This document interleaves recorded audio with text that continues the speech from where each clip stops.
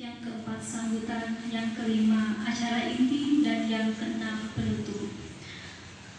Baik, sebelum kita mengawali acara hari ini, ada baiknya kita mengawali dengan membaca basmalah bersama-sama.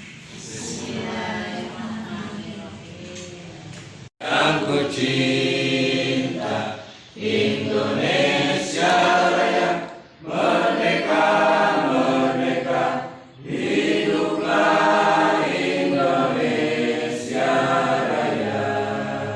Terima kasih hadirin. Sosialisasi di PKBM Tunas Harapan. Kemudian salawat beserta salam mudah-mudahan senantiasa tercurah limpahkan kepada baginda kita, yakni Habibana wa Nabiyana Muhammad SAW. Sekolahnya itu tujuan nama kadinya angge saterasna deui nya hapuntenna simkuring ngangge basa Sunda etan-etan bari diajar ya. Jasa langsungna simkuring teh wong ya, wong simkuring dumata dibiasakeun ngangge basa Sunda. Hapuntenna engke dina hayang ada jalan sinten atuh angger banyak gitulah palinten ini nama yuk sasarangan kepada dulu semuanya kita saling bekerja sama dan sama-sama kerja untuk meningkatkan Kabupaten Pangandaran itu lebih baik Pak. Dan insya Allah Kabupaten Pangandaran selalu terdepan Bapak Ibu sekalian, termasuk akreditasinya Pak Ibu ya Bapak Ibu sekalian, akreditasi di Kabupaten Pangandaran untuk formal juara 1 di Jawa Barat Pak, bukan akreditasi ke ada di negeri mana akreditasi di gaya pemerintah di swasta akreditasinya 100% Pak di Kabupaten Pangandaran Pak. Tapi kan tahun 260 lembaga tos terakreditasi sadaya PKBM hayangan dan PKBM mah jumlah lembaga PKBM sa Kabupaten Pangandaran 120 Pak. Nolak kan kayak 12 kan be akan terlihat saudara percuma banyak lembaga daripada anda punya kompetensi tinggi dengan kualitas yang tinggi mendingan 12 tapi mumpuni Pak insya Allah ini seorang asesor di kabupaten lain tidak punya asesor KKBM ini khusus di kabupaten mana tadi dia ada curhat ke Abi Pak Abi bagian akses di Kabupaten Pangandaran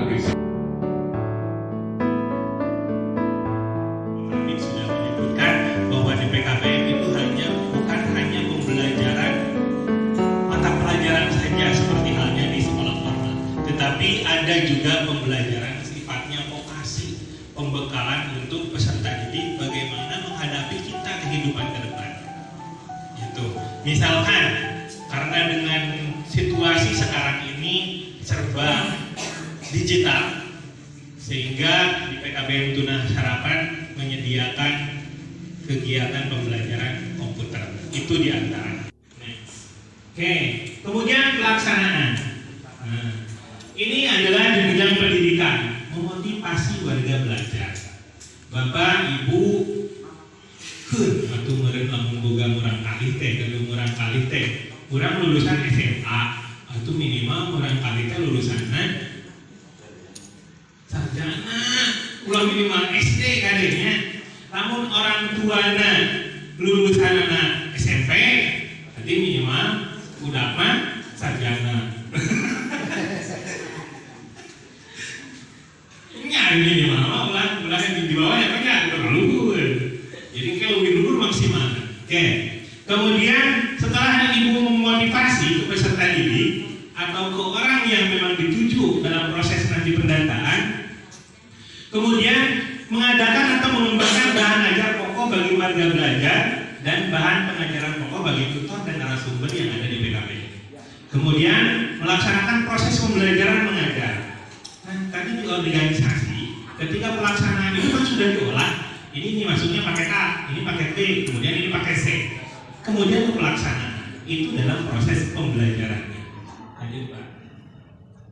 Oke, kemudian bidang informasi menyusun atau mengadakan bahan ajar yang memang nanti disiapkan oleh lembaga, memberikan layanan informasi bidang kemitraan atau kerjasama. Nanti kita contohkan di kemitraannya di slide berikutnya. Kemudian melaksanakan dan mengembangkan jaringan kemitraan atau kerjasama fungsional. Selanjutnya di bidang pembinaan teknis dan tenaga kependidikan, melaksanakan atau menyelenggarakan pembinaan teknis pendidikan baik secara mandiri ataupun fasilitas pembinaan teknis di bidang pemantauan dan pengendalian. Jadi abdi kewajiban pihak lembaga itu tidak hanya membina peserta didik, tetapi membina tenaga pendidik dan tenaga pendidik dan tenaga kependidikan. Jadi ulah eleh cenah si pendidik teh ku siswana, sehingga siswana digembleng, tutornya pun, gurunya pun digembleng.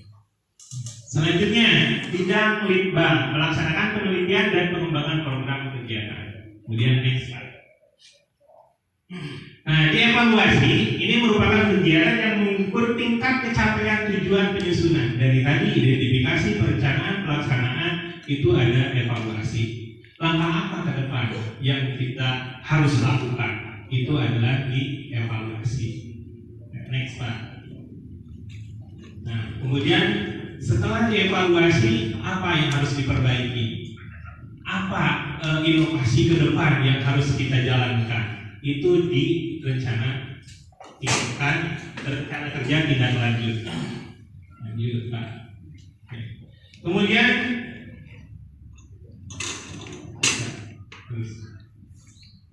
nah, ini adalah profil PKBM. Profil PKBM tadi sudah disebutkan. Awas, tidak menjual belikan ijazah.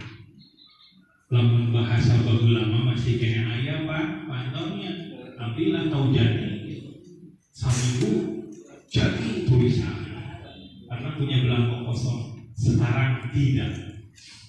Karena kita datanya adalah data online, akan terdeteksi, sehingga siapa yang memang mempunyai data online tersebut adalah lembaga yang memang legalitasnya jelas, pendirian dan sebagainya, izin operasional dan sebagainya, itu jelas, baru bisa mendapatkan data online. Kalau istilah sekarang itu dapodik, data pokok pendidikan, data pokok pendidikan. Kemudian visi dan misinya tidak bisa disebutkan karena memang waktu. Lanjut Pak. Oke.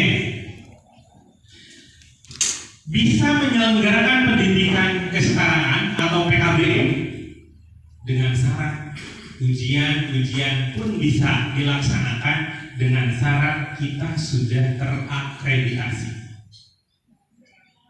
Ya, sudah terakreditasi apa? Oleh Badan PAUD PNF Provinsi Jawa Barat. Tentunya akreditasinya dari pusat, tapi pelaksananya itu adalah Badan Akreditasi Nasional Pendidikan Anak Usia Dini dan Non Formal atau Badan PAUD PNF. Ya. Itu legalitasnya. Kemudian kami sudah mempunyai grade nilai untuk akreditasinya adalah B. Karena sekarang akreditasinya bukan program satuan, ketika akreditasi B itu semua program menjadi B. Lanjut Pak. Oke, ini adalah diantaranya prestasi yang pernah diraih oleh PKBM Tunas Harapan. Karena PKBM Tunas Harapan pertama berdiri itu di 2012. Dan bisa mengujiankan itu di 2015. Tidak mendirikan sekarang, kemudian bisa mengujiankan sekarang. Aturannya adalah 3 tahun. Berdiri 2012, 2015 kita meluluskan. Itu sudah punya prestasi. Itu adalah tingkat juara 2 keteladanan tingkat provinsi. Kemudian yang kedua itu di tahun 2016 itu dari Dinas Pendidikan itu juara pertama kelembagaan. Kemudian dari PP PAUD Dikmas Jawa Barat di 2018 itu sebagai apresiasi keteladanan tingkat provinsi. Kemudian di bawah juga itu juara 2 di tahun 2020 kalau tidak salah. 2020 itu juara 2 tingkat provinsi. Kemudian yang ini itu adalah penghargaan dari PP PAUD dan Dikmas Jawa Barat. Itu. Kalau tingkat desa, tingkat kecamatan, tingkat kabupaten itu tidak dicantumkan. Ini hanya penghargaan tingkat kabupaten ke atas. Next Pak. Oke, ini pengelolaannya ya, namanya, kelahirannya 83, kemudian pendidikannya saya alumni SD 4, kemudian SMP, kemudian Men 1 Ciamis, kemudian IAID Darussalam, dan mudah-mudahan selesai di S2-nya meninggal Pak. Oke, kemudian jabatan di instansi atau Ormi Pendidikan Non Formal itu adalah ketua lembaga, kemudian ketua FK PKBM Kabupaten Pangandaran, kemudian juga asesor Ban PAUD PNF Provinsi Jawa Barat. Next Pak. Nah, ini adalah tim kami. Tim kami yang ikut memperjuangkan, mensukseskan kegiatan pembelajaran di PKBM.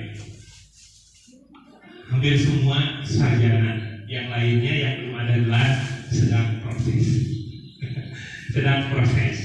Oke, ini ada Bu Pia, ada Pak Indra, Bu Nunung, Pak Irfan, Arfi, Bu Yani.